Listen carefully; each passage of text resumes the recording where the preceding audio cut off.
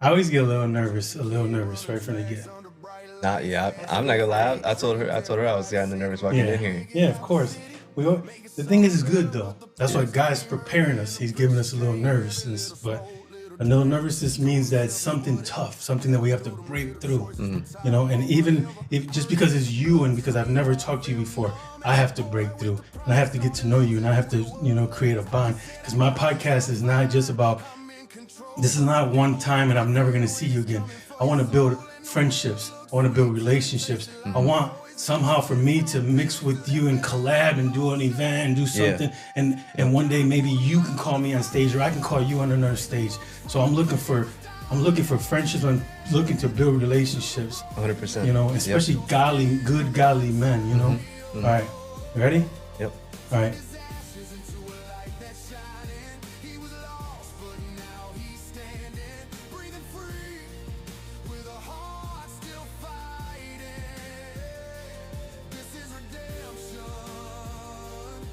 Welcome back to Have Faith, Show Love, Give Hope, the podcast, where I have faith, I show love to my guests, and together we try to give hope to whoever's watching. Today I have the privilege to sit down with Gabe Rodriguez.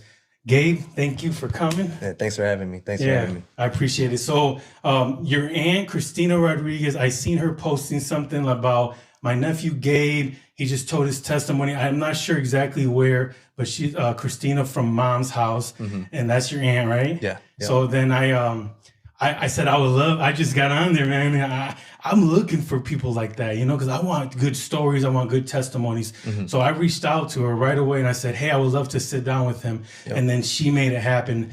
And so thank you, man, for reaching out and thank you for coming and sitting down Oh with yeah, me. thanks for having me. I'm super excited for this opportunity for sure. Yeah. So tell me a little bit. I don't know anything about you. Mm. And that's why I never asked you nothing much. I just said, okay, you want to do an interview? Hmm. Because I want to get to know you and I want to meet you at the same time as my viewers, the people that I'm sure a lot of people that know you are probably going to view, but the people that don't know you, I want us to get to know each other at the same time Right. with them. Right. So, okay, so what happened? What did you just went and told your testimony somewhere? Yeah.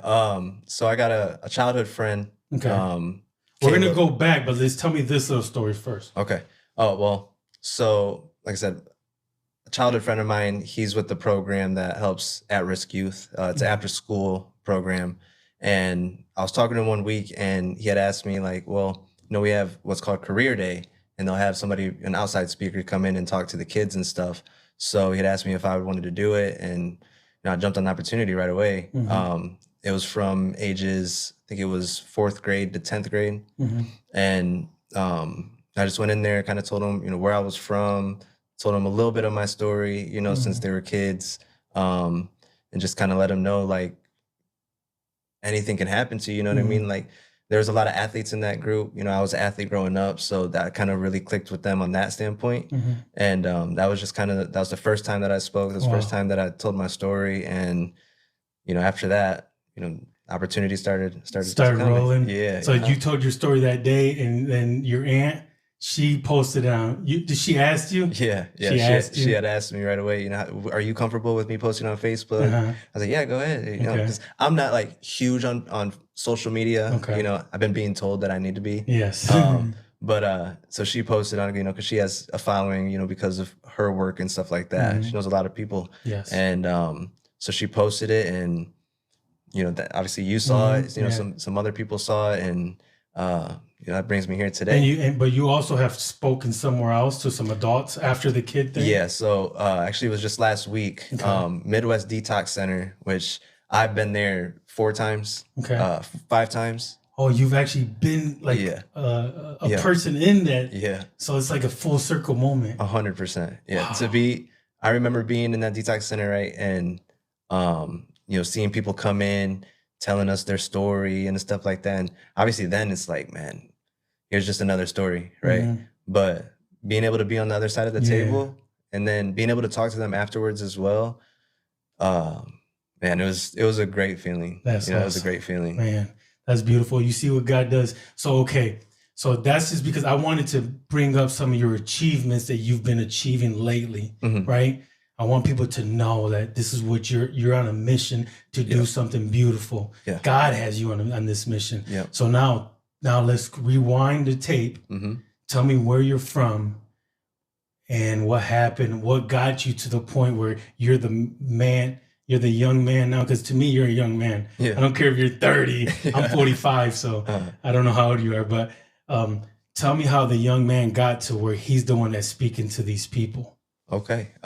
Just go ahead. It's open floor. Yeah. If I have a question, I'll stop you and I'll ask you. Okay. All right. So, I'm from Archibald, Ohio. Archibald. Small town. It's about an hour, 45 minutes to an hour from here, depending on if you take the turnpike or not. Okay.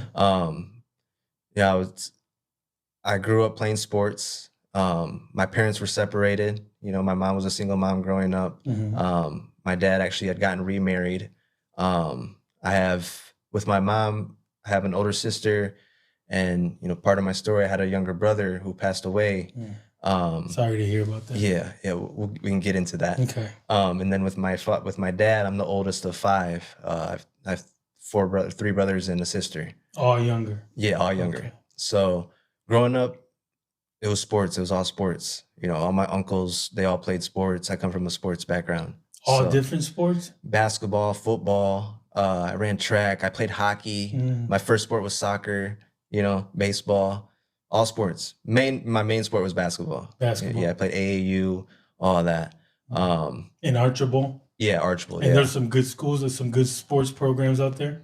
I'd say, yeah, we're smaller. Yeah. You know, like in basketball, we're D3, football, we're D4 and 5. Okay. But very competitive, you know, NWOAL.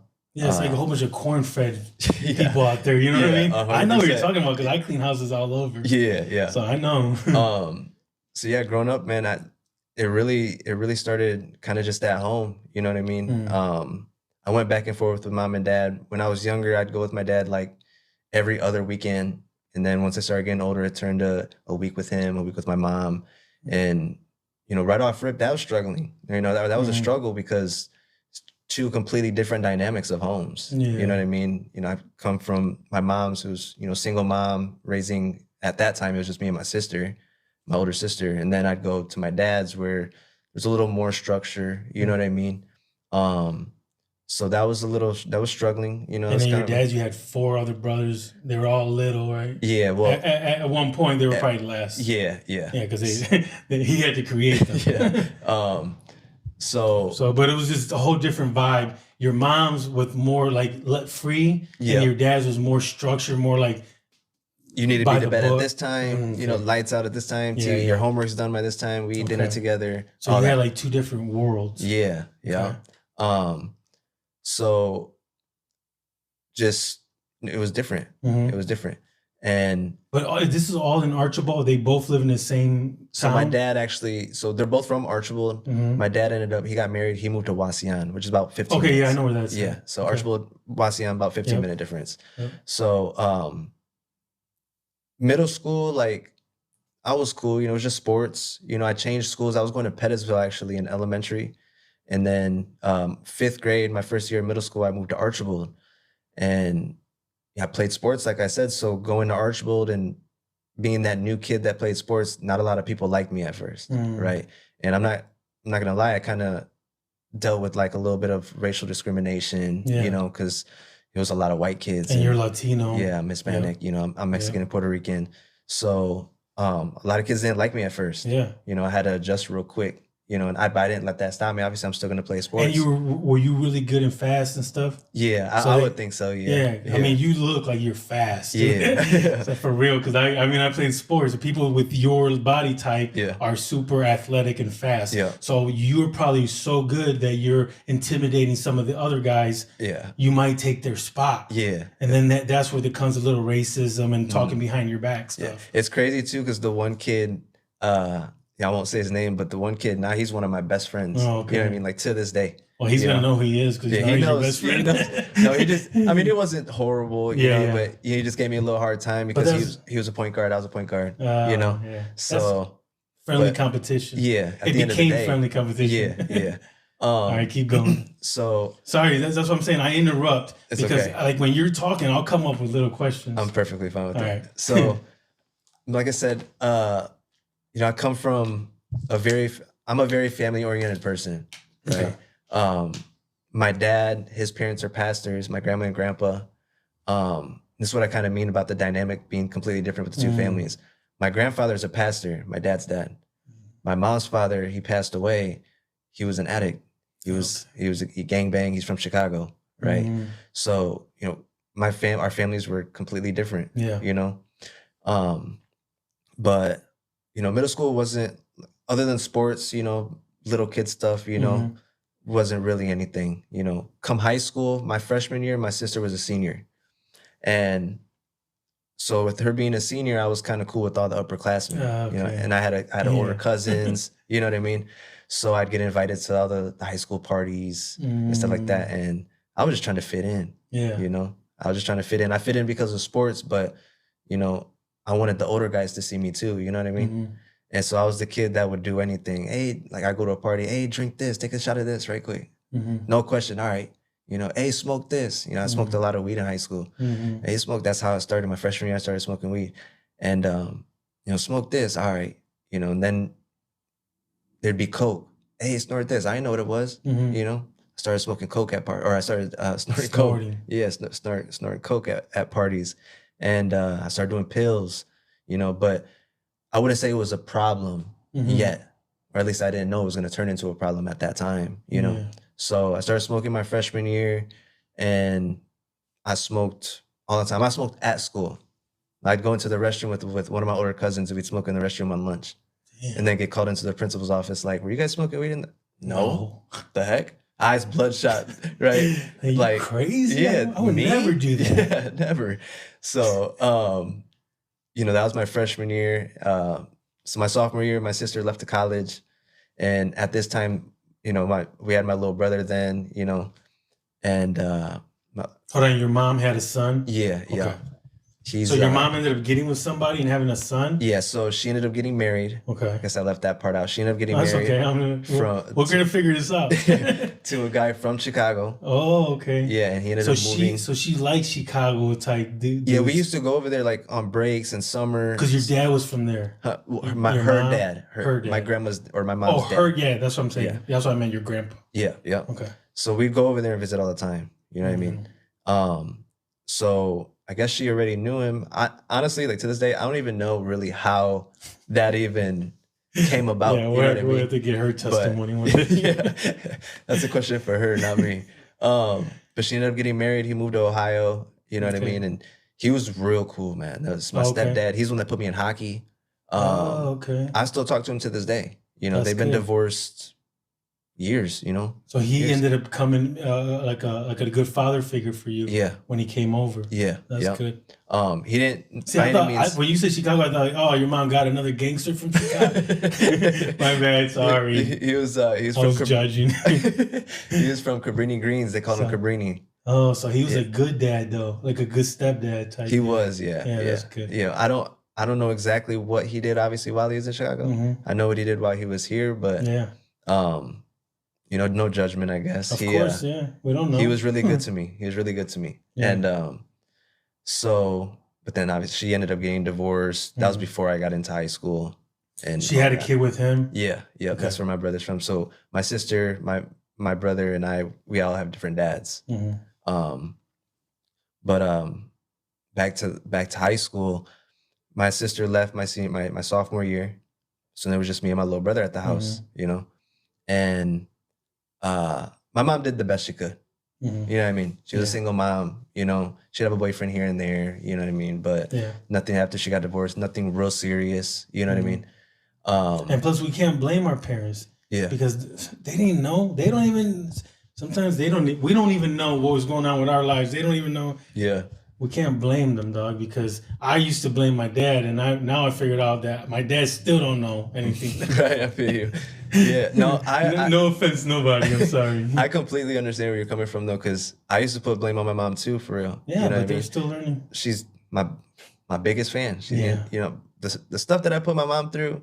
You know what I mean? Yeah. And she's always been by my side, no matter what. Oh, okay. No matter what. Yeah. So, my sophomore year. I partied a little more, just kind of picked up. So in high school, my three sports were basketball, football, and I ran track. I hated track, but track was my best sport because I could run for days, right? I was getting letters from colleges for, to go run track. Yeah. And my senior year came, and since how the seasons go, you start the school year with football, you move into basketball season, then track. I got done with basketball season. I'm like, man, it's my senior year. I just want to kick it. Like, I'm not trying to run track, I didn't run track, and I feel like that's probably one of the dumbest things that I did, because I just started partying.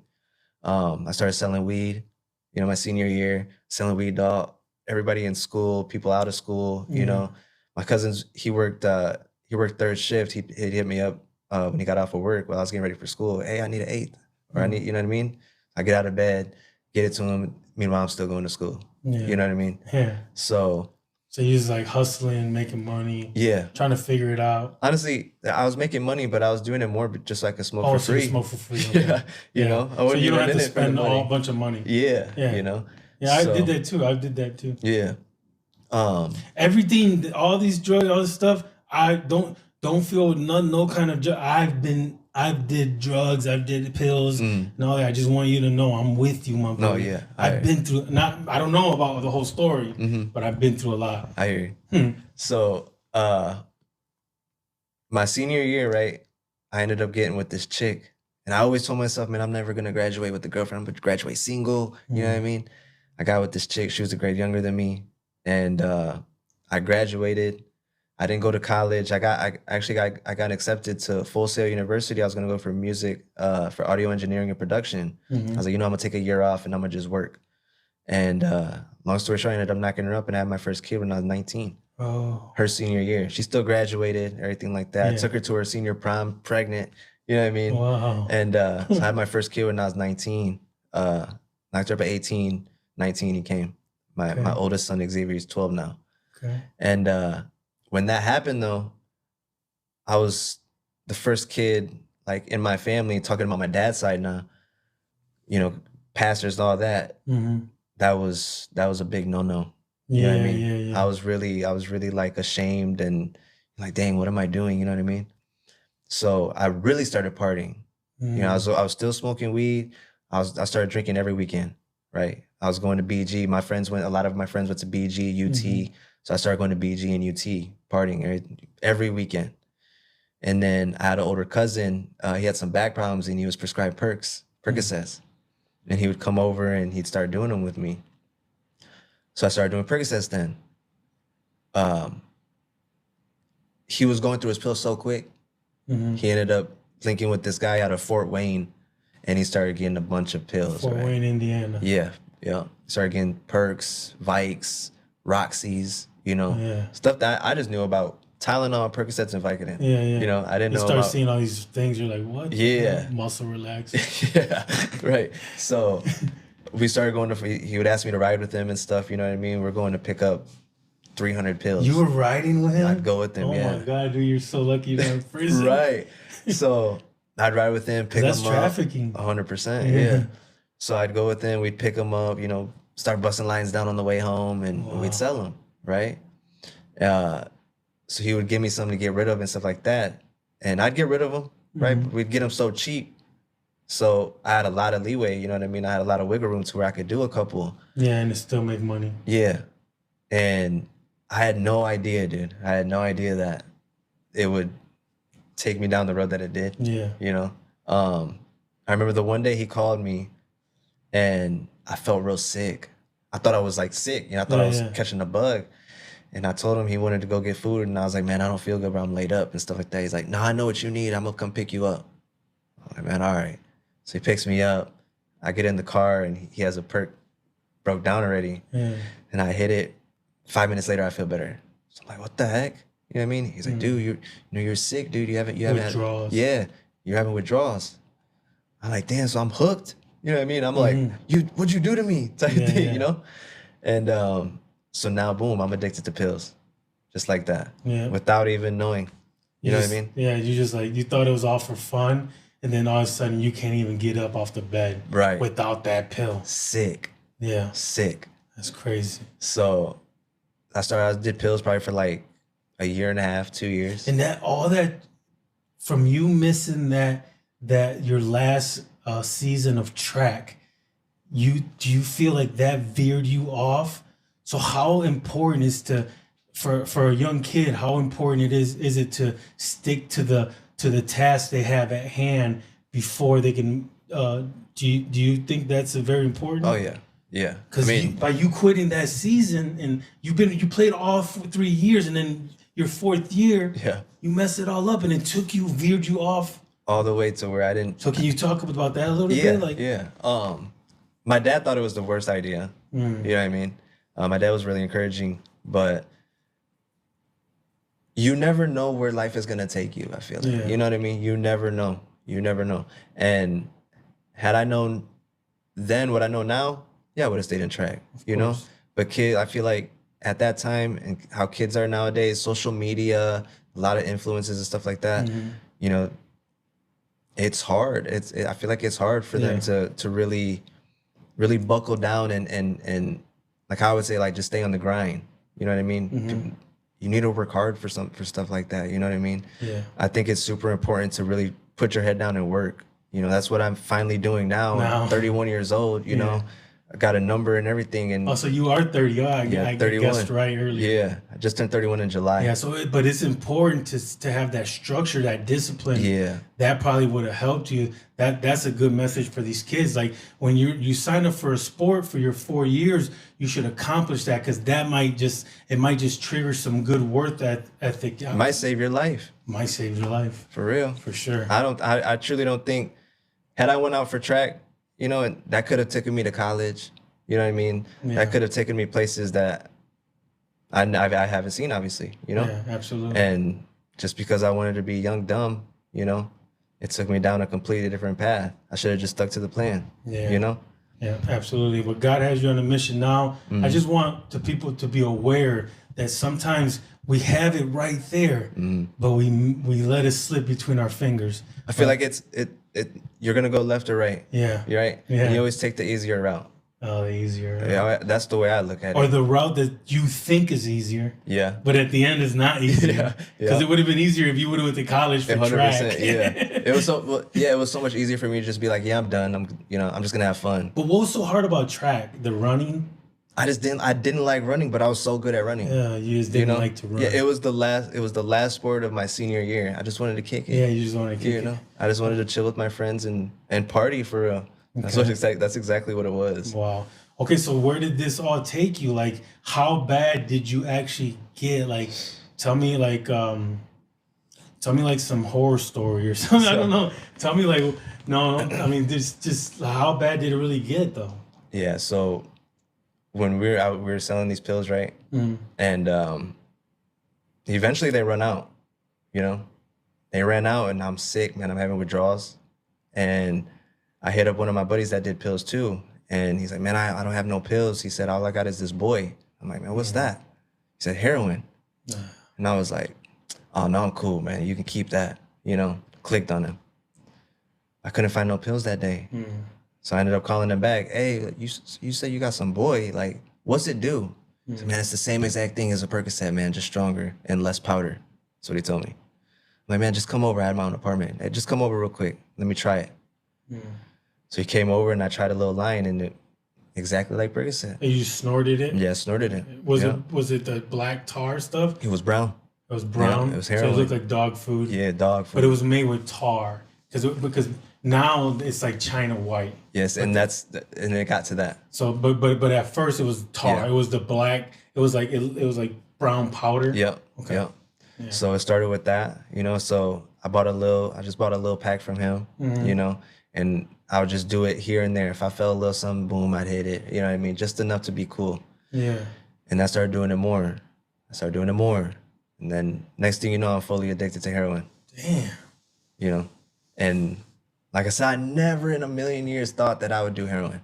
Yeah. Thought, man, I'm good. I smoke weed. That's it. You know. Now I'm in full blown addiction at the age of 20. 20? Yeah. In Archibald? You're living with your mom? No, I had my own apartment at this point. Yeah. So I had my own apartment. You know, I had my kid. You know, I had. Yeah, your girl there too. Yeah. And your kid. Yeah. And she's seen it all. You know what I mean? She didn't see it all. And did she become addicted to? No. Okay. No. Thank God. Yeah, thank God. Thank God, obviously for her and for my kids, you know. kids. So, fully addicted to heroin, right? And then, still partying, still going, you know what I'm saying? I ended up getting linked with somebody here in Toledo, because I was getting all that from Stryker over there by Archibald. Wow. And I got linked up with the guy here in Toledo. So then I started coming to Toledo and buying, a lot bigger amounts, you know what I mean? Buying grams and stuff like that. Yeah. And their heroin started slowly dropping off, and then the fentanyl started moving. You know what I mean? Before the fentanyl really hit, I went to my first detox. I went to my first detox at Midwest, and what triggered that? Like, what happened? Like, give me like, what made you go get your first detox? Like, I talked to my family. They saw that something was wrong. You told them? You opened up to them, or did they I didn't already open know? up all the way, Okay. right? I didn't open up all the way, but I just told them that I was doing drugs. I needed help.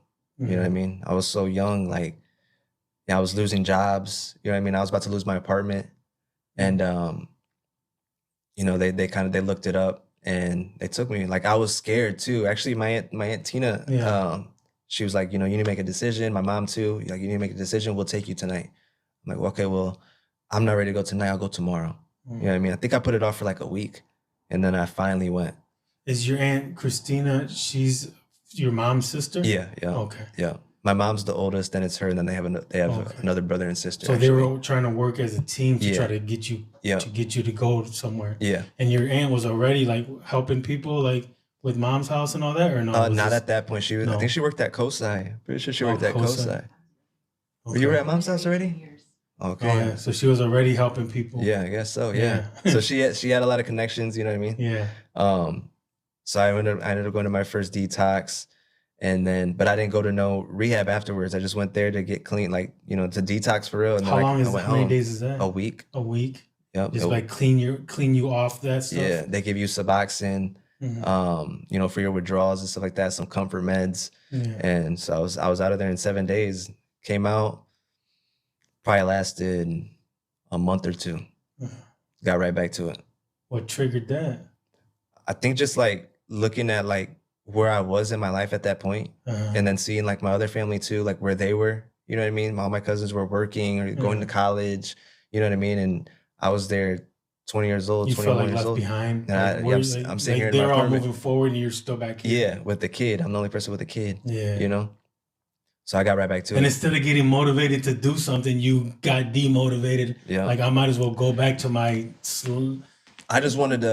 Honestly, I felt like when you got out, were you back around the same people? Yeah. I didn't change anything. Yep, that's why. I didn't change anything at all. My cousin was still there. Your surroundings. Yeah. My cousin that first started me with the pills, he was still there.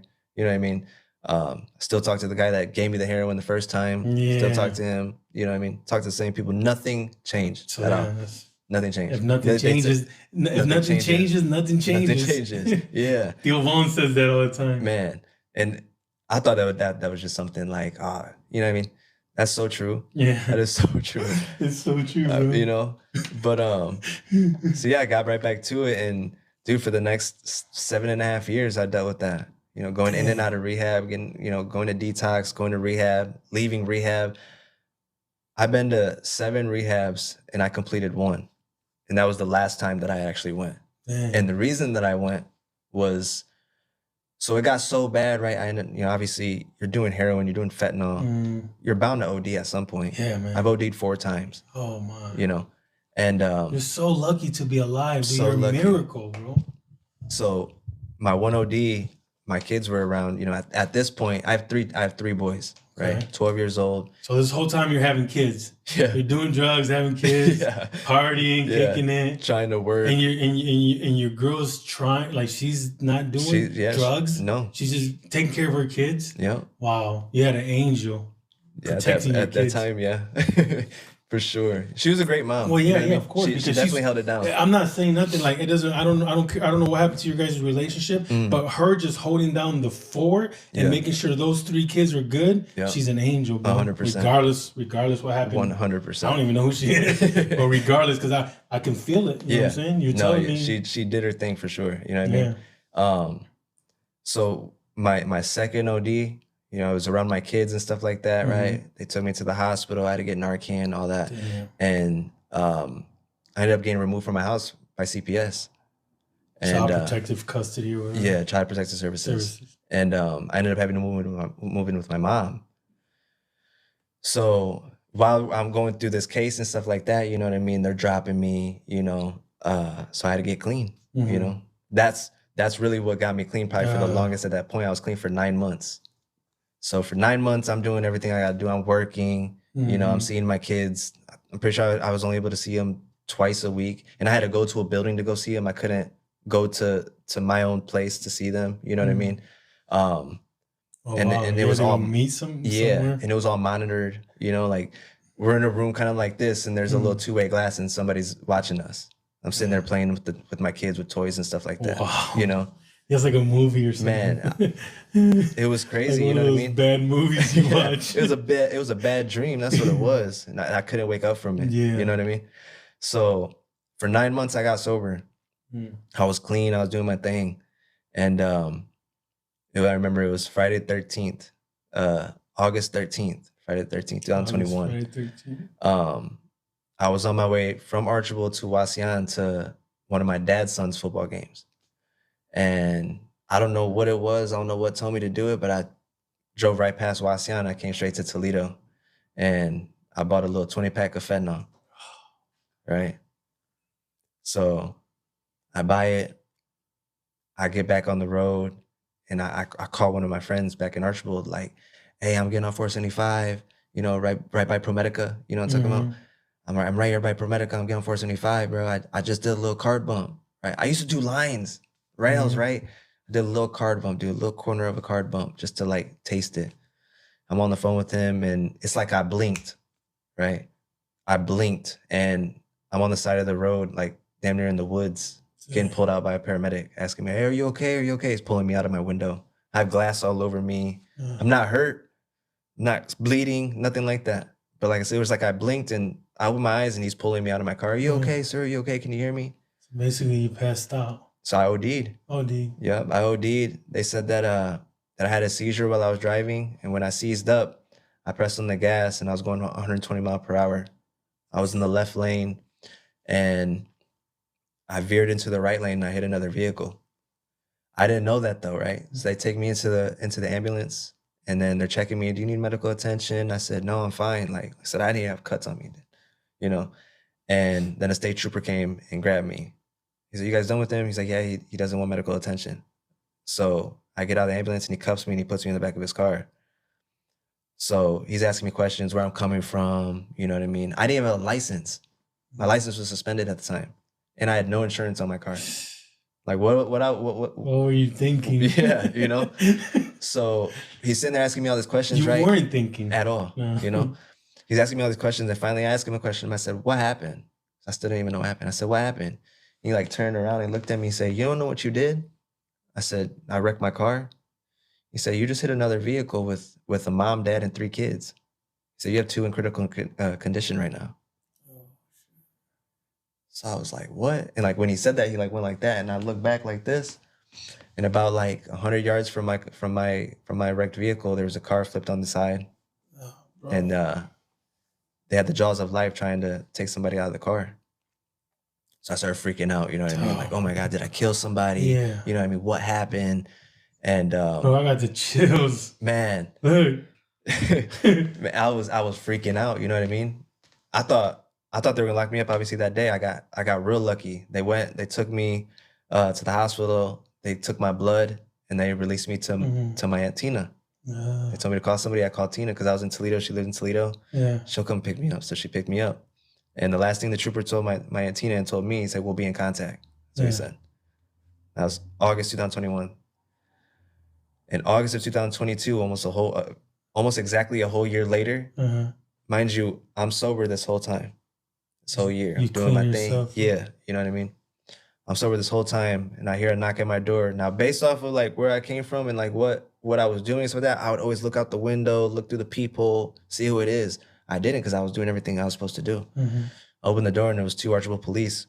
They said, are you Gabe Rodriguez? I said, yeah. He said, we have a warrant for your arrest and you need to come with us.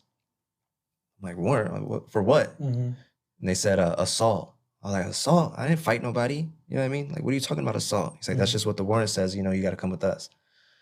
So boom, I got locked up. They sent me to CCNO. This was on a Wednesday. Thursday morning at like 5 a.m., they wake me up and they bring me over to Lucas County.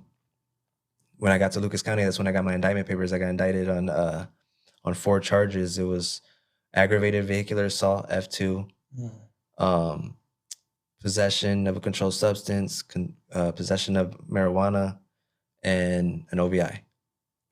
And like I said, that F2, that was mandatory time. I was looking at mandatory 2 to 8 years. My job never, other than doing like an overnight or something because, you know, I missed court or something like that. The county jail. Yeah, I've never been locked up. I had never really been in trouble. You know what I mean? So I'm freaking out, dude. You know, it's on a Thursday. Yeah, they're talking about years. Yeah, they're talking about 2 to 8 years, mandatory time. Did anybody get like really hurt? Like, yeah, so I only got hit with 1 count. And actually, this got brought up in court too. My judge was like, why is there only 1 count of aggravated vehicular assault? There were 5 occupants in the car. You know what I mean? And mind you, like my whole case, I had people praying for me. My Aunt Tina, my mom, you know, my dude, I can see God all over your whole life. My grandparents. Like covering you. Man, everybody's praying for me. And the biggest prayer, obviously everybody wants me to come home. They don't want me to get locked up. But the biggest prayer was for me to get out of that mandatory time, you know, so what needed to be happen was that F2 needed to get moved to an F3 so I can get out of mandatory time. And I'll never forget, I remember I got a call from my lawyer and she's like, hey, I got good news. And I was like, okay, like, what's up? And she said, your F2 got moved to an F3. So you're out of that mandatory statute. Oh. Now it's just a matter of, you know, how much time you'll get. You know, they could max me out at 3 years. So I'm like, okay. Well, you know, it's better than a max, like a 10 or 5. Of 8, well, 8. for the F2 was 8, yeah. 8, yeah. Well, then if they, you know, tack on my other charges, if they run a consecutive, yeah, you know what I mean? And they could charge you for every person. Yeah, if they wanted to. Yeah, that's you know? what I'm saying. So when I got that call, I remember I started calling my family. I called my Aunt Tina, you know. You'll hear Tina's name a lot, right? Yeah. I called her and, you know, because she had prayer groups that were praying for me, you know. Everybody's praying for me, dude, you know? And it's just crazy because, like, all my family saw something in me that I never saw in myself. You know what I mean? They all saw what I'm doing now, where I'm at now. They seen me doing this years ago. You know, and they always used to tell me, too, you know, you have a story, blah, blah. So I got moved. It got moved from an F2 to F3. And, you know, a bunch of court dates continued. I finally had my sentencing and long story short, I ended up getting sentenced to 3 years. He gave me 36 months from an F3 aggravated vehicular assault. Wow. And then they dropped the possession of marijuana and they gave me 11 months and 11 months on the controlled substance and OVI. But they ran everything concurrent. Yeah. So when he was telling me this, right, 36 months, and then he said 11. So I'm doing the math like, oh my God. Like, how long is that? Hold on, there's 1, 2, you know what I mean? You know what I mean? I'm about to be in jail for 5 years. 6 years, yeah. And so then they say concurrent. You're like, what does that mean? Yeah, and I looked at my lawyer. She looked at me. She's like, you got 3 years. Yeah. I'm like, but still 3 years. I'm like, dang. That's a lot. You know? Yeah. I had 3 years too. Really? Me and you got the same exact sentence, 36 months. So he ended up telling me, though, my judge told me, he said, you know, 36 months. He goes, now, if you go there and you don't do nothing, you know, you do nothing for yourself. Because I could Judy out after 6 months. Okay. My judicial. He said, but he's like, I won't let you out. He goes, but if you go there, you stay out of trouble, you get into classes, you know, program, I have no problem bringing you home after 6 months. All right, cool. You know, so my lawyer told me that too, you know, just you're going to go there because obviously they take you right from there. Yeah. You go, you know what I mean? So she had told me, she's like, just keep your head down, you know, work on yourself, program, stay out of trouble, you know? And I remember asking him, I said, so can I say bye to my family? I had all my family behind me, dude. Everybody. Can I say hi to my family? He said, no, take them away. And I just remember I turned around and I see all my family, everybody's crying, you know what I mean? And I'm trying to stay strong, right? Yeah. And I turn around, they handcuffed me. I turn around, I look at my family, I said, I'll be all right. Like that. And then they walk me out. And like here in Lucas County, they take you in the underground tunnel, right? To the jail. I'll never forget. So is this a federal case? No. Oh, no. Just you have to go from court from underneath the tunnel somewhere. To county, to Lucas County. And I'll never forget, dude, when I got down into the basement, I stepped out and like my knees like gave out. I started crying. Yeah. You know, like, oh my gosh. Because once like, you get in there, you're like, oh, yeah, you know what I mean? shit. And like, I'm not gonna lie, I was scared. The next 3 years, I'm about to be Yeah. in jail. Yeah, prison. Yeah. Like, you realize you're like, oh, yeah. oh, shit. So like, I was in Lucas County for a week, exactly a week. I got sentenced on a Thursday. The following Thursday, I got shipped out to CRC. They say, book them up. Yeah. They said, Gabe, Rodriguez, bunk and jump. You're like, bunk and jump? What's that mean? Yeah. And I actually rode out with somebody that was in my pod too. And then we actually were bunkies in CRC too. Did you leave all your commissary to people or whatever? I didn't even, only there a week. Yeah, I was only there for a week. Yeah. So then I get to CRC, everybody's telling me, yo, you'd be there for like a month. I was in CRC for just over 2 months before I could even leave to my home prison. To your home prison. You know? Yeah, because they have to coordinate everything. Yeah. And not only that then, so like, you know, you're supposed to go in your catch radius and stuff like that. So I'm thinking I'll be close to home. They sent me all the way down south. I was at Noble Correctional. I was 5.5 hours away from home. Damn. So they didn't make it easy for you guys at all. Yeah. Yeah. So you know what? Sometimes also, like Gabe, sometimes God needs to sit your ass down so you can realize it. Because I feel like I had to sit my ass down for 36 months so I can wake up and be like, hey, Yogi, why don't you care about your life so much? In prison, that's when I started caring about my life. Yeah. And now I'm a whole different person. But go ahead. No, I feel you on that. So when I got to prison finally, like, it was completely different, right? Completely different lifestyle. Oh, hold on one second. Hold on. Let me just, because sometimes I'm in prison, right? Yeah. Okay. We're going to jump right back into it. I just got to take a little break. No, you're good. So I get to prison and they put me as a level 1, right? So I was in an honor dorm. And level 1 is the worst or the like, best? I mean, I guess you could say the best. You know, I went to a level 1 too. So level 1 is like low security. Low security. Yeah, okay. Yeah. But where I was at, it was both level 1 and 2, but they had all the level 1s. They call it up on the hill. Okay. Right? Noble had 2,500 inmates. Okay. So I'm doing my thing, right? I'm doing my thing, programming, staying out of trouble. I actually ended up getting a job working outside the fence. Okay. It's like, to get this job, I had an interview with the deputy warden of the prison. Okay. And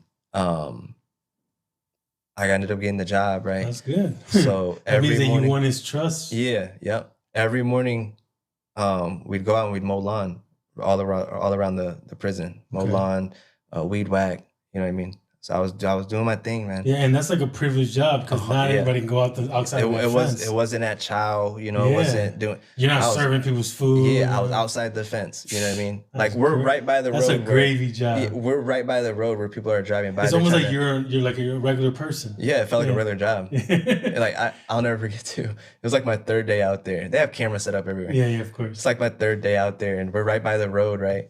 And this girl, she drives by. She was like a road worker. You could tell she had a vest on and stuff. She rode by and she turned around. She came back and she put her window down. She threw a pack of cigarettes out there. Man, when I tell you I jumped to go get them, but like I went to go jump to get them. They're like, no, don't. And I want to get them cigarettes so bad. You know what I mean? And I didn't get them. It was sad. You know what I mean? Because I guess they're like, there's a camera right there. I said, where? They're like, don't look, but it's right there. Yeah. My dumbass, I said, where? I look right at the camera. But no, I worked that job for a couple of months. And plus, you didn't want to get in trouble right off the bat. Yeah, that's my 3rd day. Yeah, you know, like I'm cool. Yeah. So I would have wanted to smoke cigarettes too, bro. Yeah. So I worked there. I worked outside the fence for a good like 3.5 months. So my 6 months is coming up around the corner, right? Mm-hmm. My 5th month I'm in there. My bunkie. You know, because there's drugs in there, you know. Yeah. Where I was at, there wasn't really a lot of drugs. There was meth, there was Suboxone and tune. People were smoking tune in there. What's that tune? Like K2? Kind of, yeah. Like it was like a little piece of paper paper sprayed with stuff, and people sprayed. It's probably sprayed with like roach. Yeah. With whatever, like rat poison. Yeah. And then people are like falling on the ground and shit. Tweaking out and stuff. Yeah. I remember that when I was in jail. So my bunkie, he was getting rid of Suboxone, and he had gotten into it with somebody, you know what I mean, and he had asked me to hold it, and so I held it. You know, this whole time, like people had asked me, hey, you want some subs? Hey, you want to smoke some tune? Like, I was cool because I was just focused on getting out. So I held it for him. He ended up going down. He got into a fight. And so when they came to get all of his stuff, they started kind of going through my stuff and stuff like that. Because when he got in trouble, I guess he still had stuff on him, but he gave me like the rest of his stuff, his Suboxone and stuff. I get caught with the Suboxone. I get a ticket. It was an in-house ticket. So I lost my job and now I got a ticket on my record now, right? A month before I filed for my Judy. So I filed for my Judy and I ended up getting denied. Now, was it because of that? I don't know, right? But after talking, likely. That's, you know, and I remember talking to my lawyer and she was like, well, you know, you got denied. So now, you know, you're looking at these 3 years. He probably wants to see you at least do half your time. So I'm thinking like, okay, so now I got like a year left now, at least till my halftime. So, all right. So when that happened though, something kind of like switched in my head. Like, man, I'm about to be in here now. Now I'm about to just start to bid. You know, I was still programming and stuff like that, but I changed my bid up. I started hanging out with different people than what I was. You know what I mean? And I just started trying to find a different routine. And I just started hanging out with people that was actually bidding, you know what I'm saying? Like that weren't worried about getting out. You know what I mean? And so I was still, which was bad, right? 100%. I'm hanging out with like kings and stuff. Yeah, you know so what I mean? now you're changing your whole MO. And now everybody's starting to get to know me. You know what I mean? And because I didn't want anybody to know me in there, you know what I mean? I just wanted to just do my time, sit down and do your 6 months and get out of there as fast as possible. 100%. And but now you're like, oh, I might end up here 3 years. Because that year and a half isn't guaranteed. You know. Now you're like, oh, I'm this looking might at 3 be the whole time. So I got 3 years now. That's what I was looking at. If I get out, I get out. But now I got your 3 years. mindset changed there, and you 100%. Said, I'm probably gonna do the whole time. So I just started bidding, man. I just got into bid mode, you know. And I really didn't get in trouble though. Still, you know what I mean. I still kind of stayed under the radar, all that, and I'd get rid of subs here and there, you know, for my people and stuff. And is it the strips? The strips, Suboxone, And then you cut them into little slivers. 16s, 30 seconds. People would ask for little 64s. So one sub you can cut into 30 something pieces. 32. And then and then sell them. So on the street, Suboxones go for $10, $20, you know what I mean? And there, a whole strip was going for like $600. You know, so if you can get a couple strips in there, you can get paid. 100%. Wow. So, but I wasn't really like, I wasn't in it like that though. Like somebody, you're trying to do, hey, go handle this play real quick. Yeah, I got you. You know what I mean? Stuff like that. But yeah, I get commissary out of it. I wasn't even really making money. Were you doing them at the time? No, not at the time. Not at that time. No. So I hit my year. I got locked up in February. Just after my first year, right, I get a call. Well, I didn't even get a call. I was at rec. I was playing basketball.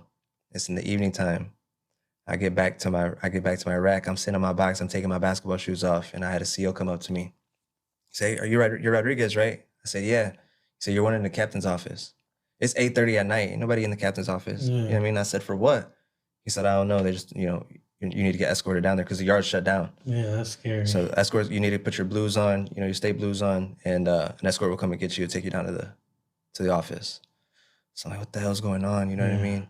So like, I go out there, the yard dog comes up, he has cuffs too. So I'm like, damn, am I in trouble? And like the CO was like, hey, he doesn't need cuff, he just needs to walk down. It's all right. So I walked down there, her name was Captain Moore. So, hey, Mr. Rodriguez, how you doing? So the captain was in there. Yeah. How you doing? I said, I'm good. You know, up until now, what's going on? And she was like, well, you have a seat. You know, it's like the CO brought up a seat. I sat down right in front of her desk. And she said, do you know Rochelle Zavala? So that's my older sister. She's like, okay. She said, you know Antonio Cruz? So that's my little brother, you know, my mom's kids. Yeah. And as soon as she said his name, I knew something happened. You know what I mean? Yeah. My brother deals with anxiety. My brother deals with depression. You know what I mean? Yeah. And she took her hat off and she said, I've been doing this a long time.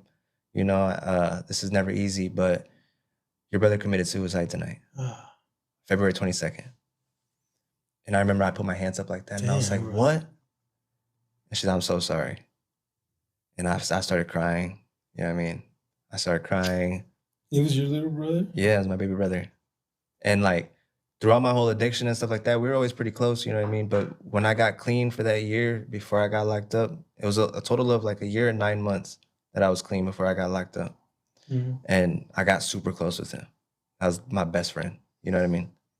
And yeah, because he looked up to you probably. So yeah. It doesn't matter what you're doing bad. Yeah. So she tells me that, and I'm crying, you know what I mean? And she said, I'll let you call home. So I called my sister, and when I called my sister, she answered the phone, she's crying. I hear my mom crying, like a cry that I've never heard before, you know what I mean? And I was like, Rochelle, what happened? You know, I'm crying. I said, what happened?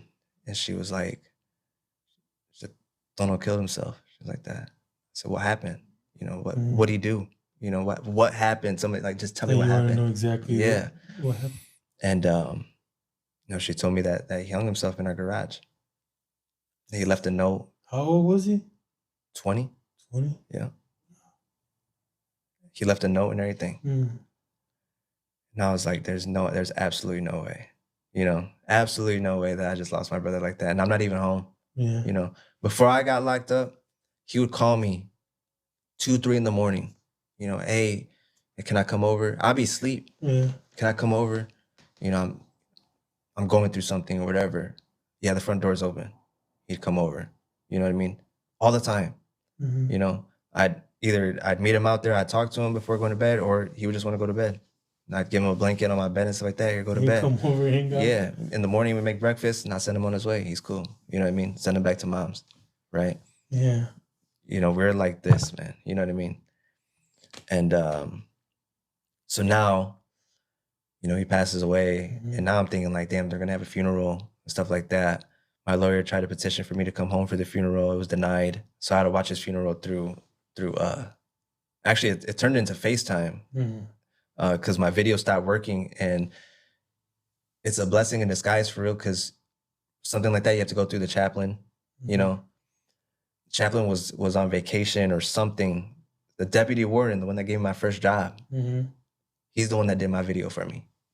And when the video went out on his computer, he's like, do they have iPhones? I said, yeah. He said, what's their number? And he FaceTimed from his personal cell phone. Wow. FaceTime my sister's cell phone. And it was my dad's son, right? The second oldest. He was the one that was that had her phone. So now I'm on FaceTime on a regular phone, you know, watching the viewing of my brother. Yeah. So he passed away on a Thursday, and his funeral was the following Friday. That whole week, when I tell you I crashed out. I'm doing subs, you know, I'm smoking tune, you know, my thing was like, you know what, my mom, she's gonna have to pay for this funeral. I know she's gonna have help and stuff like that. I need to make money. I can't ask her for money. You know what I mean? So I ended up getting some tune. I ended up getting some subs, and I started selling that whole week. And I'm getting high at the same time. There goes my sobriety. He's crashing out. So his funeral was on a Friday. I'm so sorry, my brother. His funeral was on a Friday. Saturday, the very next day, Saturday, I wake up at 12:02 noon. And what woke me up was chow for lunch. I fell asleep with my tune and my subs in my pocket. That's bad. Bad, Right? yeah. I jump off my rack. I grab my toothbrush and my toothpaste, and I put them in my pocket. And I lived right in front of a camera. I lived in a corner, and the camera's right there, right? So I'm walking to the restroom, and when you go into the restroom, the COs where they sit and stuff like that, they're right there. And his name was CO Miller. I'll never forget. He knocked on the window. He's like, "Come here." I didn't think anything of it, because that whole week, all the COs, they knew me. They're like, "Hey, we heard about your brother. We're sorry." You know what I mean? So, and that's the first time I seen Miller. So he pulls me into the office and stuff like that. So I'm not thinking anything. For a split second, I thought like, I should probably take this out of my pocket. He ain't on nothing. So I got in there, and he's like, "What are you doing?" I said, "No, I just woke up. I'm about to brush my teeth." He said, "What's in your pocket?" So I pulled out my toothbrush and my toothpaste. I said, "Just my toothbrush and toothpaste." He said, "Okay, what's in your other pocket?" And like, that's where all my stuff was. So like, I put my hand in my pocket, and I kind of like try to cuff it in my pocket. And I pulled out my pocket like that. I said, "Nothing." Put it back in. He said, no, come here. And I was about to dip on him. He grabbed my arm and he found it all. So the day after my brother's funeral, I get sent to the hole. So I'm in the cell by myself for 9 days. And I tell you, I was no going. No phone call, nothing, right? Nothing. The last thing that I said to my mom, which was on Friday, she was the last person I talked to on the phone. She said, Papi, no matter what you do, I need you to come home. I need my son home. You know, I lost one. I can't lose another one. Yeah. That's what she told me. I said, my mom would be home. And then she don't hear from me for 9 days. Yeah, bro. Right? Damn. None of my family. So, and I remember I was in the hole and the deputy warden comes and sees me. And I remember he knocked on my cell door and I like, you know, I have my blanket over my eyes. Because these are big metal doors, right? Yeah. There's no bars. No. You see, he knocks like that and I get up. There's like a little sliver or something where they drop. Well, so where I was at, the whole door was open. Like it was all, not glass, but you know what I mean? It was all see-through.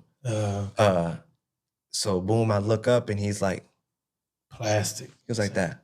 Thick plastic. He's like, what'd you do? He was like that. So I get up and I go to the door and stuff like that. And I tell him what happened and stuff. He just shakes his head. And first thing he's like, your mom's probably going to be so disappointed. So I'm like, man, like, I'm not trying to hear that right now. Because he knows the whole story. He knows everything. Everything. He's just coming home like, or he's coming to work. He's like, what did you do? Yeah, he saw Rodriguez that was in the hole. And that's what he told me. He said, I saw your name on that list. That's why I came straight down here. Like, what did he do? Dude, yeah. What happened? So we were just talking the other day. Yeah. So like that was on a Saturday. I didn't see the board, like, you know, that they give you your punishment. I didn't see them until that following Friday. And so I'm in the holding cell. They come and cuff you. They put you in a holding cell for you to go and see them. I'm sitting in the holding cell. Deputy warden walks in, and like he sees me, and he's like, "You waiting to go in there?" I said, "Yeah."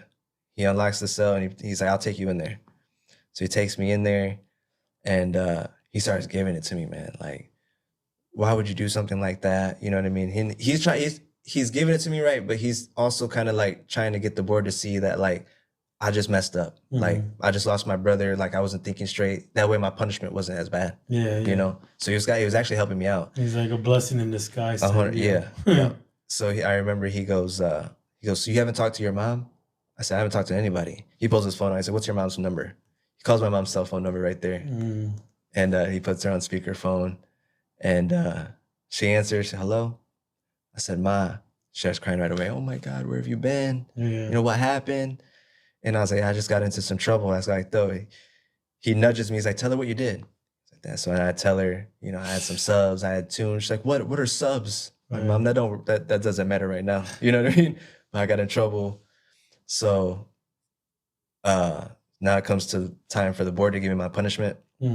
And they said they wanted to give me 30 days. They suspended the rest of them, but there was no beds open. So it's Friday. They're like, you know, we can't let you out today. We'll let you out on Monday. We don't let anybody out on Saturdays. So I had to stay in there for an extra 2 days. And then I ended up getting out and stuff. But at least you're going to be out on Monday and not 2 weeks or something. Yeah. So when I was in that hole, when I tell you, like, just something hit me, right? I know what it was, obviously. You know, it was God telling me, like, you know what, this is enough. And something hit me, dude. I got out back to the yard. You know, it's not like you can really avoid the people that you were with, but I just kind of distanced myself. You know, I started going to AA, and NA meetings, and I started praying. I was talking to I always talk to my family. Hold on, what happened in the room? Like, what happened in the room? That's what I mean. Did you realize something, or did something? Yeah, it was just something was telling me. Was there like, a Bible in there? No. Were you raised? Your grandpa was a pastor. Yeah. Yep. So you were raised with the word. Did you realize that, like, that God is what happened? Like, you already know God is real, right? Yeah. At that point, did you believe in Jesus Christ already? Yeah. Or no? Yeah.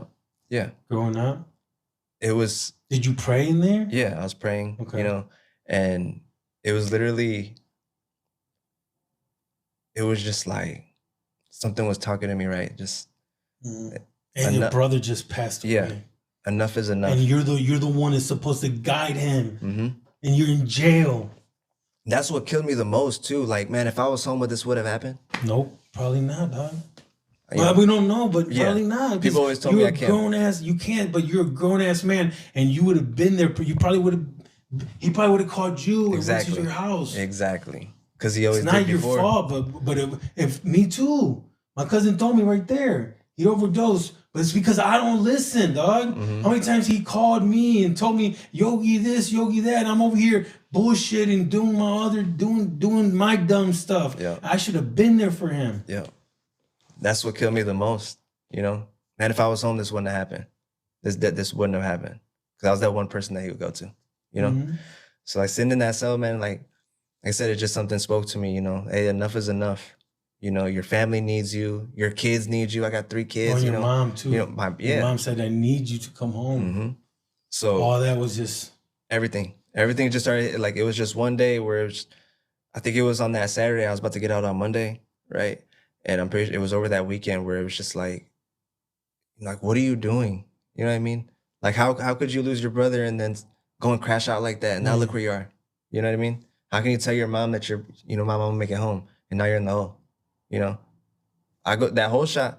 You think you're gonna get out still in a year and a half? You know what I mean? Yeah. Because that's 6 months down the That road. ruined everything. You know? So I get out to the yard. It's like I said, I started going to meetings. I just kind of changed my whole bit up again. Yeah, for a second time. Yeah. And, things they just started to kind of change. You know what I mean? I started to change a little bit. And I finally filed for a judicial again, about a year and 7 months in. And how do you do that, with a lawyer or something? Yeah, but they had a lawyer. She in the street or in-house? here. She's from here, Toledo. Your friend, your family. I mean, my Aunt Christina. She got her for me. she got my lawyer for me, and that lady she's not just your aunt. That's your angel right there. Yeah. That's you know what I'm saying. She's a huge reason as to why I'm able to do the things that I'm doing right now. You know what I mean? Absolutely. So I filed for my judicial, and in December, this would be December 2024. My mom or my sister texted me, because you have tablets in there. Yeah. She texted me. She said, "Hey, you need to call mom." So right away, I'm thinking like, "Oh shit, something happened." Oh yeah, that's scary. So I call mom, and she's like, "Hi, Papi. How are you? I'm doing good." Oh, that's good. Your mom's Puerto Rican? Half Mexican, half Puerto Rican. Because that hi papi, that's like us. I'm Cuban. That's how my mom talks to me. Yeah. Hi papi, what are you doing? ¿Cómo está, papi? See that? Yeah. And so I know exactly that's that Puerto Rican, that Caribbean. Yeah. Because Mexicans they say mijo. Yeah. But Puerto Ricans and Cubans, they say papi. It's crazy too. It's like my grandma, my mom's mom, Tina's mom. Yeah. She's Mexican. She's Mexican. Their dad is full Puerto Rican. Oh, okay. She still call me papi and stuff like that, but the mijo comes from her too. Yeah, you know what I mean? So it's Mexicans funny you say that. go say mijo more than papi. Yeah. That when you say that papi, to me it's like Cuban or Puerto Rican. Yeah. So I call her, right? She's like, "Hi papi, how are you doing?" You know, blah blah. And small talk real quick. I said, "Hey, Rochelle told me that, my sister." I said, "Rochelle told me that I need to call you. What's going on?" She said, "I talked to Jane and you got a court date." I said, "So like for my judicial, and like everybody that I was in the joint with, they kept telling me, if you get a court date, that means you're getting your judicial, right?" So if they deny you, they're just gonna deny you. But if you get a court date and they take you back over there, back home, you're getting out. Okay. So boom, she's like, "You got a court date." And when she said that, it's actually at the end of November. So I'm thinking like, damn, I'm about to make it home for Christmas. And I was like, "Dang, for real?" She's like, "Yeah." She's like, "But it's in November." I'm like, "Dang," you feel me? So, all right, though, I gotta outdate, I guess, So everybody's saying if you get a court date, you gotta outdate. Yeah, that's what I'm thinking, So, I bid out until November, and then you're trying to stay positive till November, make sure. Because now I think I'm getting out too. So I'm like, I can't get into any trouble, nothing like that. Staying away from them bad people. Tell me why. Tell me why. I already know something bad's coming. So in January. Yeah. Hold up, in November is your meeting? So I'm sorry, February is my court date. February is your court date. Okay. January, a month before. Okay. One of my homies comes in from out of the yard. He's like, "Hey," they call me Smoke. "Hey, Smoke," because my nickname growing up was Smokey. Okay. So I just changed to Smoke, right? hey, Smoke, hey, I need you, bro. I need you. Like, what's going on? He said, man, I just picked up these subs. Oh my God. He said, I just need you to hold them real quick. I just need you to hold them. Like, I think the CEO saw me. Mind you, there's cameras all up and down this freaking, you know what I'm saying? I got you. I hold him. You're always trying to be the nice guy, Man, dog. what? So I just met him and he's already. I'm like, God, stop being so nice. Well, no, because he was one of my people. Yeah, trying to help you know out. what I mean? Like, because you know you might be able to make some money off of it too. Well, not only, but I can't tell him no. Yeah. If I tell him no, then I get dealt with, type thing. You know what I mean? Yeah. Okay. Yeah, I know what you mean. So, all right, I got you. He leaves my rack. About 5 minutes later, CEO pulls up on my rack. They were watching his ass. Yeah. Either they were watching him or the way anybody was, man, he set you up. He set you up. You know what I mean? Boom, I get sent to the hole. And they try to give me 30 days. They gave me 29 days. I'm sitting in the hole for 2 weeks. And I get a knock on my cell door talking about, hey, pack up. I think I'm going out back to the yard. Mm-hmm. So I asked him, I said, I'm going back to the yard? Like, no, you're going to court. So I'm like, okay, cool. Like, I still got my court date. So sheriffs came and picked me up. They bring me back to Toledo. I'm thinking I'm straight, right? Mm-hmm. My court date comes. The morning of the court date, I shave, right? I'm all ready for court. I'm saying prayers, everything like that. They take me down to the basement to the tunnel. I'm sitting there in this cage. And they come up, they yell my name, Rodriguez. I know exactly what cage you're talking about. The big cage right there in the corner, right? And Rodriguez, so boom, I'm sweating, man. I'm nervous. Yeah. And they come and get me. They're like, your court was canceled. I said, what? Why? She was like, I don't know. I don't know why. But you got canceled. You're going back up. I'm like, dang. So they take me back up to my pod and stuff like that. And I'm up there probably for like 10 minutes and my lawyer comes and sees me. So like I go out there, I'm talking to my lawyer and she's like, yeah, you got canceled today because your victim wasn't notified. And not only that, but you weren't on the population list. Like, man, I've been here for 2.5 weeks. How am I not on the population list? You know what I mean? Yeah. So they scheduled me out for to March. My original date was February 13th was supposed to be my court date, I'm pretty sure. And then they scheduled me out for March 10th because it was my mom's birthday. Month. Yeah. So I'm like, dang, man, that's and time goes by slow and counting compared to the joint. Because the joint you could go outside, you can play basketball, you know what I mean? Month, you can like move. 6 months. Man, that month felt like forever. It's like the clock is like yeah, for real. There's no windows there. It's Nothing. Like cold. Yeah. Especially February. Oh man, it was freezing probably in there. It was bad. They got them wool blankets. I had 3 of them and they came in and took 2 back. That prison sucks. Yeah, for sure. Just sucks. So I'm in there, right? And then I happen to call my mom. I forget, I can't say exactly what day March 10th was on, right?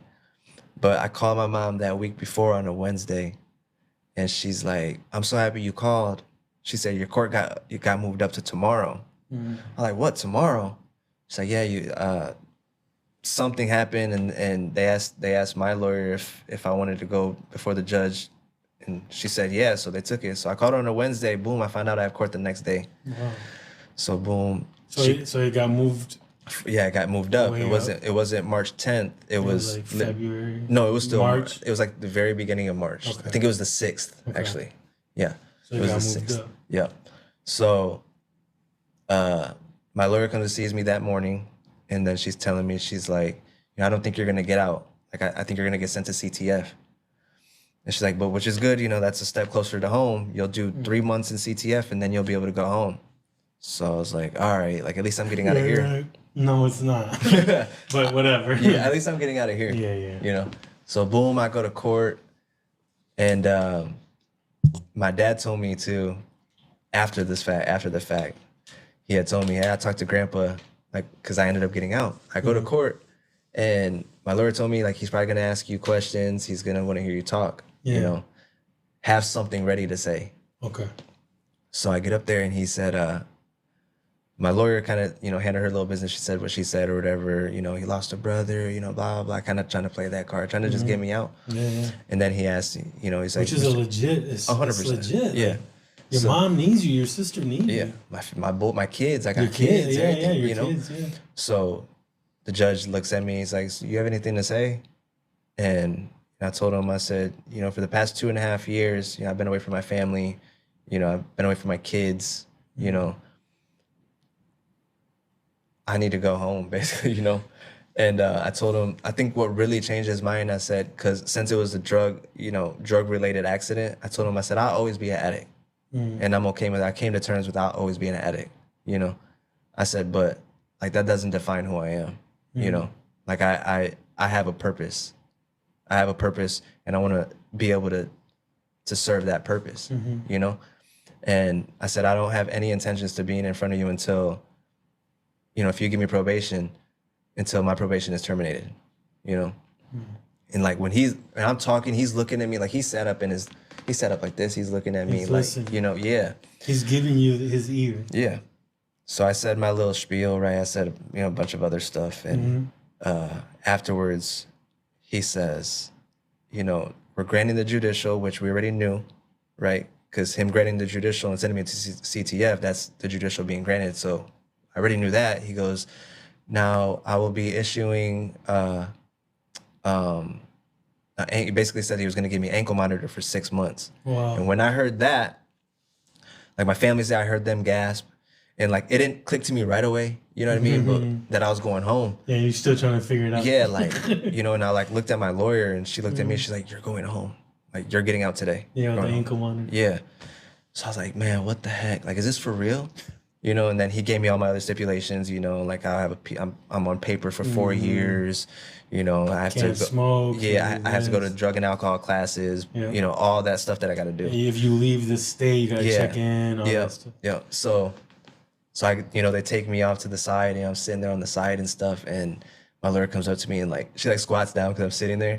She squats down, she's like, this doesn't happen. She was like that. This does not happen. And even like the sheriff or the CO that took me out of the courtroom back to my pod and stuff like that, he said, I've been working here for 20 some years. You're the third person that I've seen come home from prison and go straight home. Wow. He was like that. He said, I don't know what you got going on. In the whole 30 years he's worked there? He said, I don't know what you got going on or who's looking after you, but, you know, he said, I'm happy for you. You know, he knows my Aunt Christina too. Yeah. You know, so I get back to the pod, you know. God was covering you. It was all God. All over your whole story. All I God. could see him everywhere. All God. You know, what I'm doing now is all God. Yeah. You know? So I got out 8 months ago. I've been home just over 8 months. You know? Oh, so it's only 8 months ago? Yeah, that's it. I got home earlier this year. And I graduated my drug and alcohol classes. I've been sober. You know, my sober date is February 29th. February 29th. Yep, 2024. 24. Yeah, it was the day after my brother Tono funeral. Yeah. So his funeral was on the 29th. And that was the last time that I had done anything. After that, you haven't done anything. I went to the hole and all that. Didn't do anything since then. That's my sober day. That's So fire. I'm a year and 9 months, 10 months sober. You know, I never thought in a million years I'd get this time. Yeah. You know, this sober time. Longest sober time I've ever had was that 9 months before I relapsed. Do you stay away from all kind of substance? Yeah. Like even like a beer or something like that? Yeah. Now do those things can something like that trigger back into like something crazy? It could. I think. Yeah, it could. I don't want to be the person to be like, oh no, I could be around it, because I have been around it. You know what I mean? But because I was more of like a social drinker than anything. You know what I mean? But I'm an addict at the end of the day. Yeah, cut that stuff off completely. Yeah. I'm an addict at the end of the day. Yeah. So, you know, now that I've been home, dude, it's just been work. I got a job. Yeah, where do you work? Solder manufacturing in Archibald. Okay. So you live back in Archibald? I live in Wauseon. Wauseon. Yeah, I had the privilege to. I was coming home to nothing. Yeah. You know what I mean? I could have moved in with my mom, but if I moved in with my mom, I would have moved into my brother's room. I wasn't ready for that. Yeah. So I'd ask my dad, you know, like, hey, you know, when I get out, it's a big conversation him and I had. You know, when I get out, you think I can move in with you just till I get, you know, my feet under me? And, you know, he agreed to it, you know, and I'm very thankful for that, you know, Did he give because you like, okay, but you got to do this, you got to do that, you got to do this? he has my location. Like, you know what I Okay. mean? He told me straight up, like, at the end of the day, this is my house, you know? Yeah. And if you can't follow my rules, then you got to go. Yeah. All right. You know, But you understood everything. 100%, Yeah. you know? It's So, fire. you know, me and my dad are closer than we've ever been in my whole entire life. What's you your know? dad's name? Joe. Joe. Joe. Good job, Joe. Yeah. You know, I'm still close with my mom. I've always been close to my mom. Mhm. D. Good job, D. Yeah, good job, D. Good job. Good job for always watching over him. Yeah. You And know, Christina too. Yeah. My Titi Tina, that's what we call her. She's always been there for you. Yeah, you know. And right now, like I wouldn't even say that, like, and I'm perfectly fine with it. I don't really have friends. I just got my family. Yeah. And I'm okay with that. Yeah. You know, I got my cousins, I got my mom, I got my dad, you know, I got my siblings. I'm close with all my siblings, you know.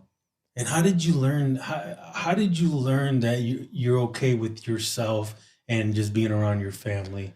Or because a lot of times when we're younger, we feel like we need all these people around us. Yeah. But like me, after I left prison, I figured out, man, if I can just work on myself by myself, I can become better. Yeah. I noticed that because like I had a lot of acquaintances when I was in active addiction. But when you run out of money or you run out of that drug, there ain't nobody there. They disappear. Yeah. And the only people that stayed in my corner was my family. You know what I mean? Now, people that are in my life right now have been in my life from the jump. You know what I mean? I got little cousins, like they're not so little, they're 27, you know, but I got little cousins talking, like when I was in the joint, talking about like, you need anything? You know what I mean? Like just holding it down for me. You know what I mean? That's who I owe my loyalty and my, you know what I mean, too. Not to any of these other people that could give two shits about me. Yeah. You know what I mean?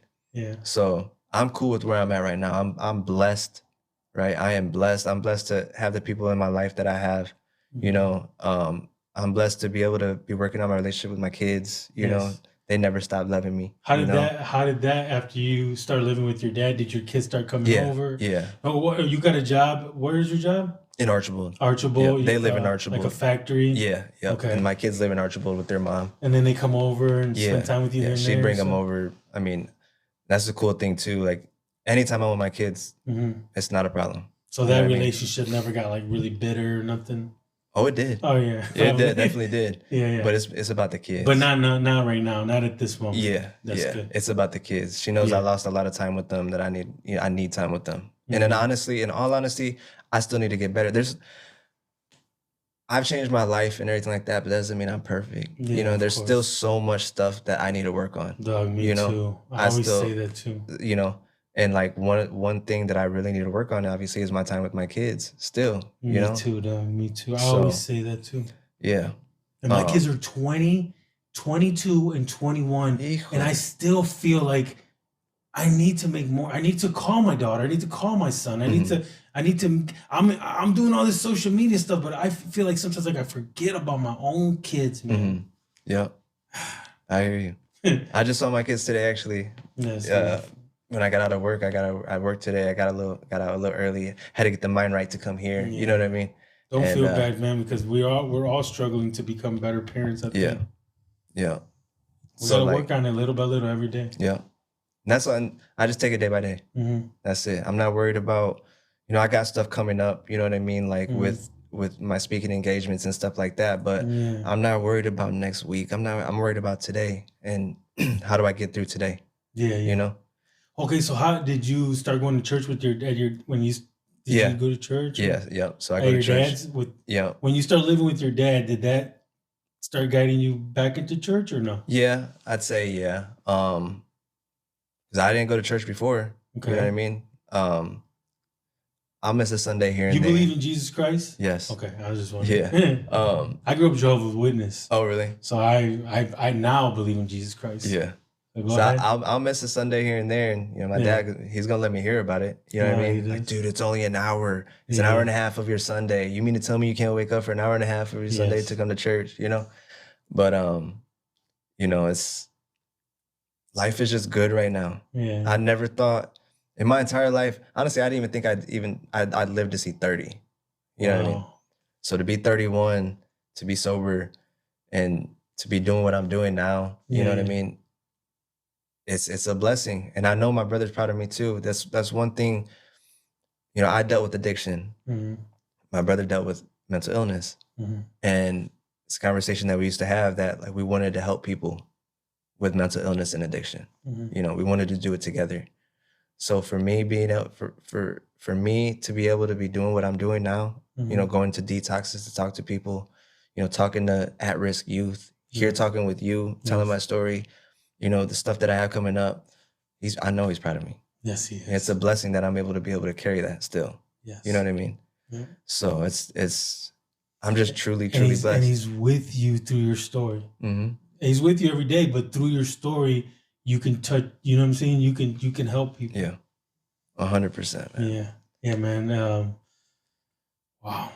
Just keep going. I don't know. I don't know. It's just like, wow, like your story is amazing, dog. And you just got out 8 months ago. Yeah. That's amazing. And God's moving fast and quick, and he's putting you in places. And I think with the story that you have, man, you can start something like this. You know, you can still do your speaking engagements, but you can also sit down and just, you don't even have to have a guest. You can sit down and just tell your story and then eventually have guests and stuff like that. Yeah. You can help people with mental health, people with, you know, the whole aspect. You got to remember, God gave you this story for you to have a reason to help people. You can help that brother that lost his brother. Yeah. You can help that drug addict that, you know what I mean, that can't find his way out. You can help that guy that was in prison that keeps going to the hole. You got those little things that I don't even have. I went to prison, but I didn't go to the hole. I went to prison, but I didn't do the drug, you know? So I went to immigration. So I can help people with immigration. I can help with people with this.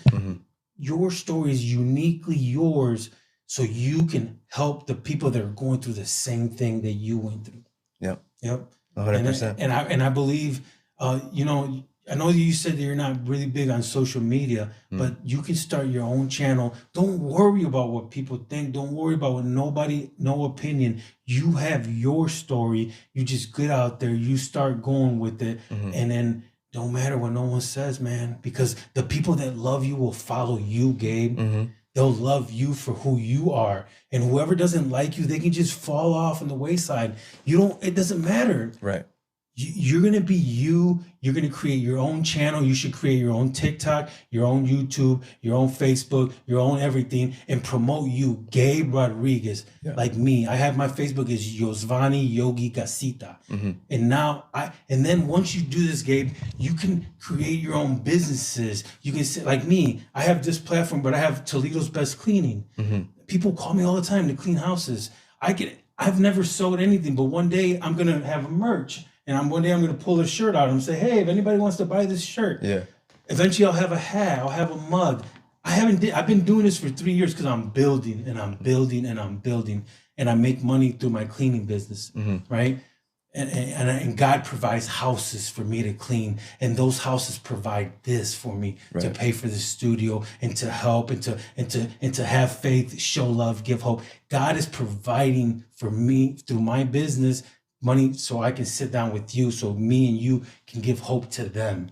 God provides this for me, and God's going to provide all of that for you, but you have to take the steps.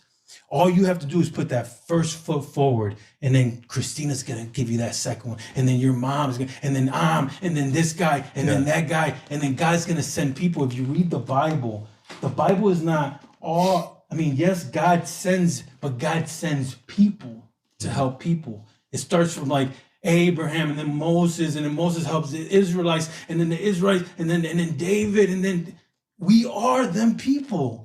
One day they're gonna write books about you, Gabe. They will. Don't worry about writing your own books. Write your story. You write your story. You walk your story. Jesus didn't write his own books. Other people wrote books about him. other people, but you're not Jesus, but we are walking in his path. It says in the Bible, it says the kingdom of God is amongst us. It's right here, right now, Gabe.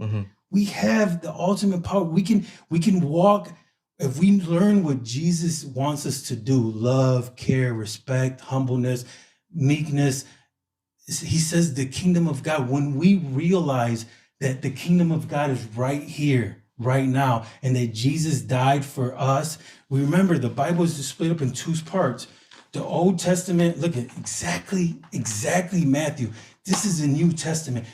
This is where all the rules and the regulations are, right? This is where all of this stuff. Oh, I lost my church thing. But when Jesus came, he fulfilled this part, man. Jesus fulfilled this part. It's not all about rules. It's about love, care, respect, humbleness, meekness. It's about sitting down with anybody, showing them love, giving people hope, pushing Gabe forward, me taking my time to sit down with you and pushing you forward so you can create something beautiful for you and your family, Gabe. Oh man, I'm sorry, Gabe, but sometimes I get a little wound up. I got like a cramp. I'm sorry, my brother. It's like, You're fine.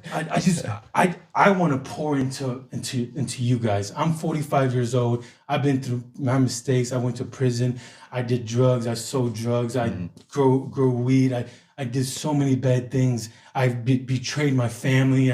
I stole from people. I did so many bad things. I hurt I wasn't such a good dad. I wasn't such a good husband. I'm on my third marriage. I've gotten sick. I ran from God for so long. And now God sat my ass down in prison so I can become the man that you're sitting across right now. So you have it, man. You have it. It's all right here in your hand. And you have powerful people that have your back. Most definitely. Definitely.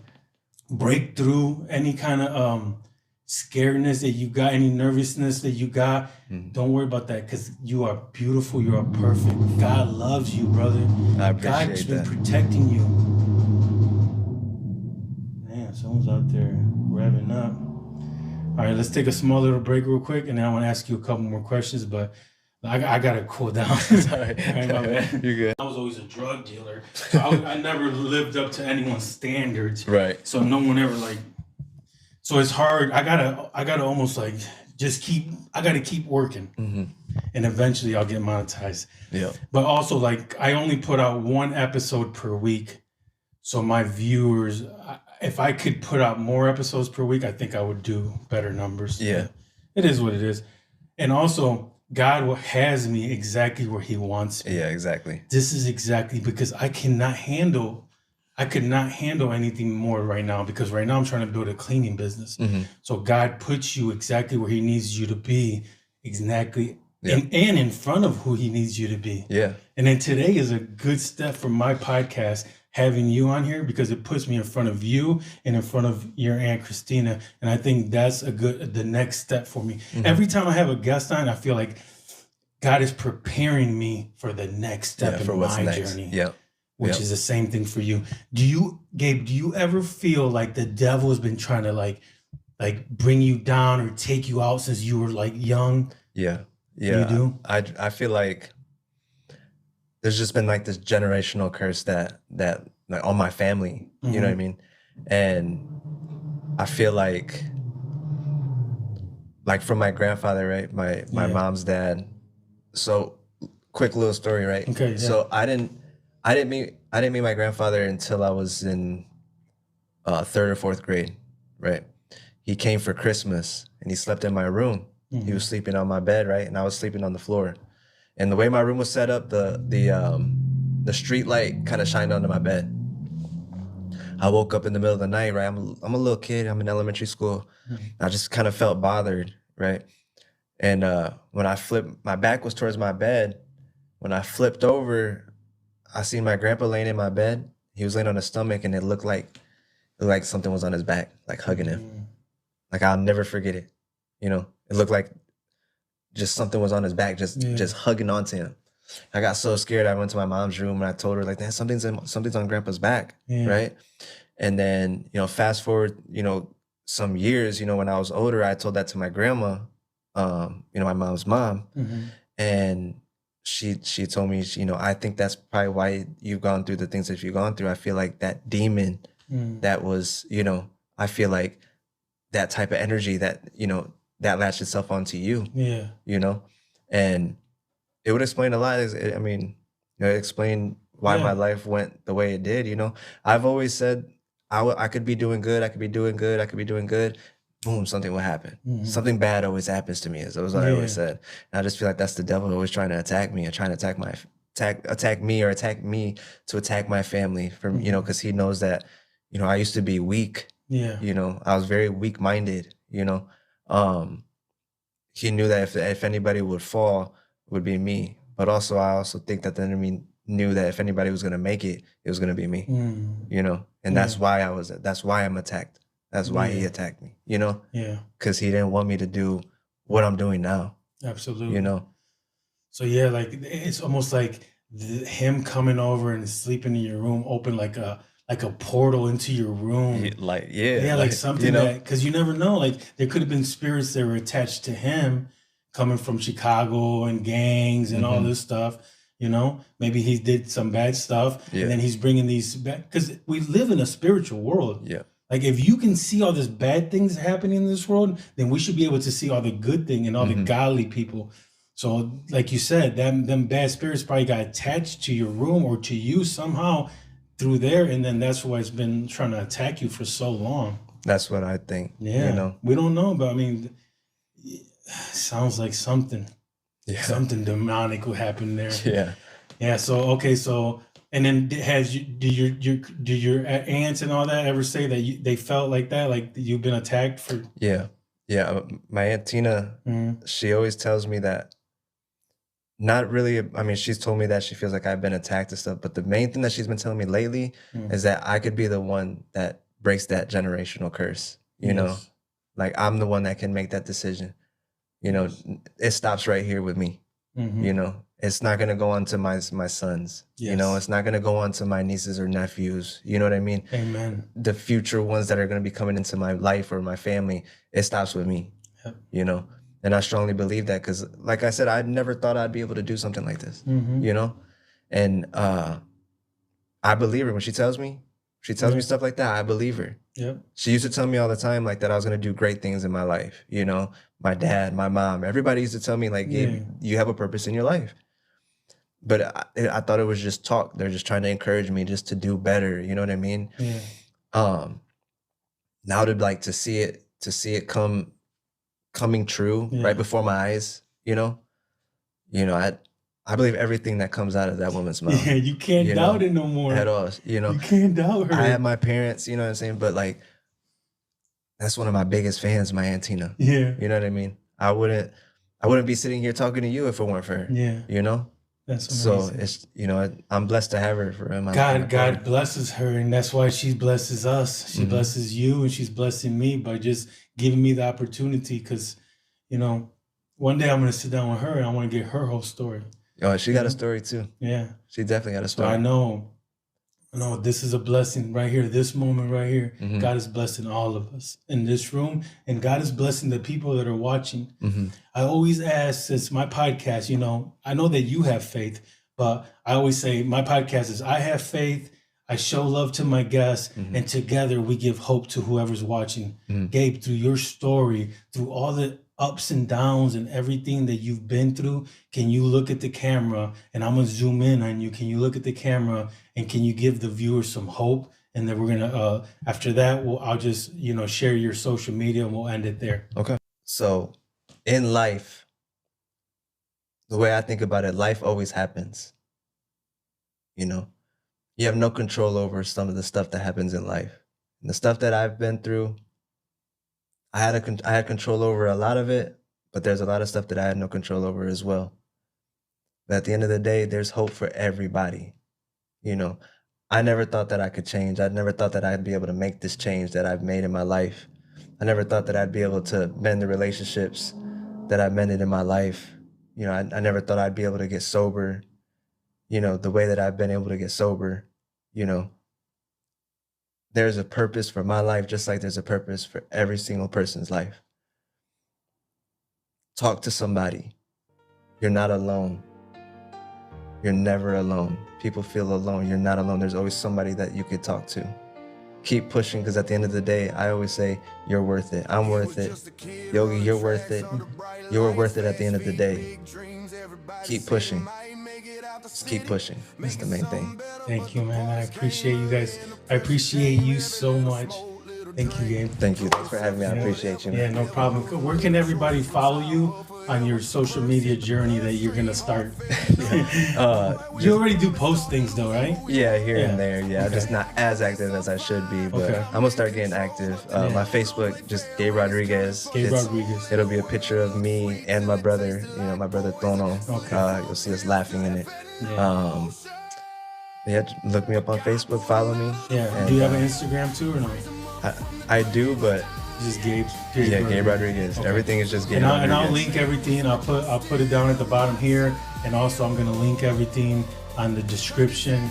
Gabe, man, God got you. God's been protecting you, and you're gonna do beautiful things. And I already know it, man. And I just ask that when you do all these beautiful things, invite me on your show. You already know. You know, you already know. Show Yogi some love. You know, you already know. I showed you some love. We gotta show each other some love. 100%. You know? We're locked in. Yep. Thank you guys so much for watching. Have faith, show love, give hope, let go, and let God. Yes, sir. Thank you.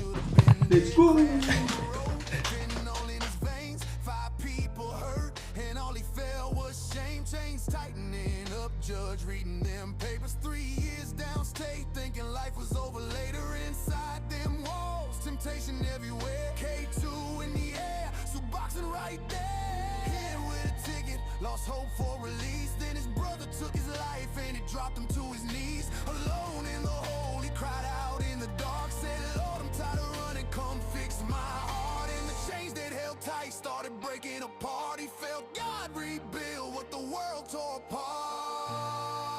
Cause God pulled him out of the fire, raised him up from the grave he was dying in.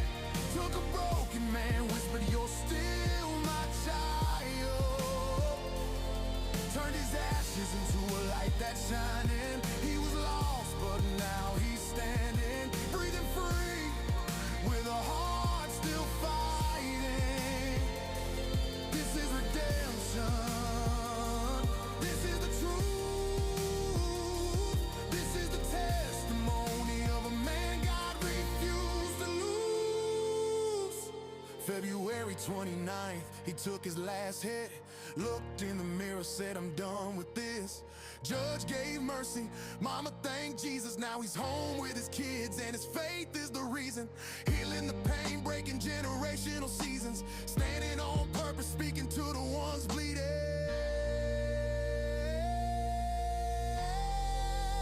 God pulled him out of the fire, raised him up from the grave he was dying in. Took a broken man, whispered, you're still my child. Turned his ashes into a light that's shining. He was lost, but now he's standing, breathing free, with a heart still fighting. This is redemption. This is the truth. This is the testimony of a man God refused to lose. From track star to lost soul to a man reborn. If God can save him, he can save you too. This is Gabe's story, and the fight continues.